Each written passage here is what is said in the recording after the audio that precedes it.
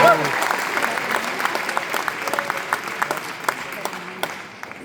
evening.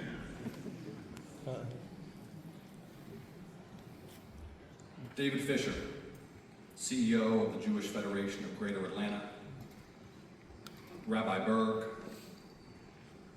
members of Congress, Consul General, I so appreciate the invitation to join you this evening as we honor the innocent children, women, and men who were killed, wounded, and abducted on October 7th, 2023, 1 year ago today. I know many in this room and across our community are closely connected to the amazing Goldberg-Poland family. And there are probably some Ramat Daron alumni here in this room.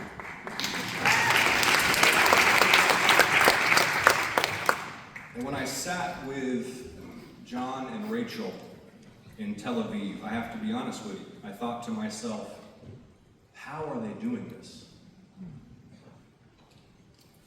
They would have been forgiven for drawing the blinds and getting into bed and sitting in despair. Just as Hirsch would have been forgiven for hiding in the corner of that shelter, covering his head and praying for life. Instead, Hirsch fought to save not just himself, but all those sheltering with him, as he threw grenade after grenade back out of the door until his arm was severed. And instead of despairing, John and Rachel fought every day for their boy, sustaining hope, urging and organizing action. Sometimes I'd be walking the halls of Congress, and there they were, John and Rachel, determined and strong, refusing to allow the world and its leaders to forget their son. Every time I sit with hostage families, whether in Washington or in Israel, I'm overwhelmed by admiration for their resolve, but also by the searing realization of the constancy of their pain. When Hirsch was murdered, I called Rabbi Heller to check in on him in the congregation, and he told me that Congregation B'nai Torah had held an empty chair for Hirsch right at the front at every service since October 7th. That chair is gone now,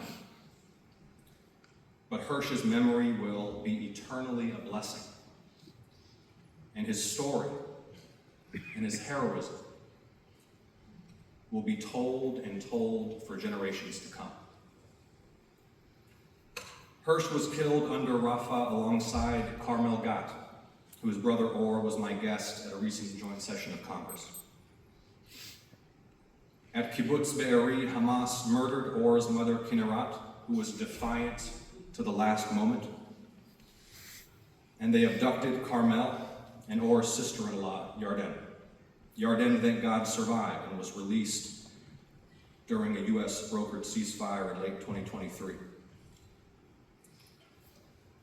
Like John and Rachel, as I sat with Or, I was overcome by the recognition that for the families of those killed and abducted, their first thought each morning, and every thought, every moment for the rest of that day, is of their loved ones, gone or in captivity. They cannot forget, and we must not forget.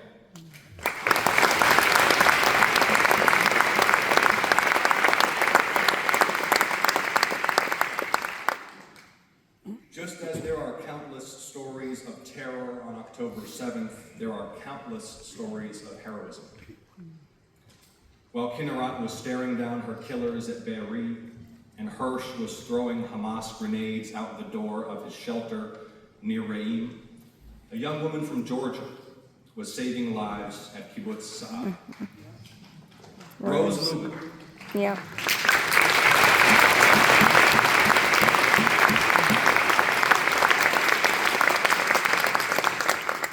Rose Lubin of Vanderlyn Elementary, Peachtree Middle School, and Dunwoody High had made Aliyah and become a soldier. She often visited close friends at the kibbutz, and she was there last year on Simchat Torah when Hamas attacked. Rose fought heroically to protect the kibbutz, which was successfully defended and suffered no casualties. But 1 month later, Rose was killed in the line of duty in a knife attack in Jerusalem. After speaking with Rose's family, I wrote a resolution which unanimously passed the U.S. Senate to honor her life. Like Or, like Rachel and John, Rose's parents, Robin and David, cannot forget, and we must not forget.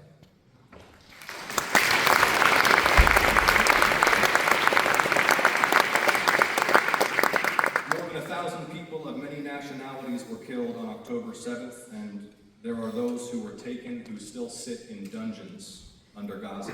And as I said on the Senate floor after the attack, for Jews, these events call to mind the Einsatzgruppen SS, the Nazi death squads who hunted and massacred our relatives across Eastern Europe 80 years ago. The slaughter of Jews at such scale and with such cruelty reopened deep Jewish wounds suffered throughout our history. In the year that has followed, thousands more have died. Tens of thousands more have been wounded, and millions have been displaced. For Jews marking Rosh Hashanah and the high holidays, we are in a season of renewal and reflection. But for people of all faiths and nationalities in the Middle East, it has been and remains a year of suffering and fear. I still believe that in the long arc of history, peace and security and freedom are possible. Indeed, they are essential. And as I serve our state in the Senate, I will remain relentlessly focused on the security of the American people and our nation, and on the safety of American service members deployed abroad. I am honored and privileged to represent you. My team and I are always available to provide service and to hear your concerns. Consul General, tonight, all Georgians pause to mourn and to honor those who suffered such unspeakable horror 1 year ago. Thank you for bringing us together.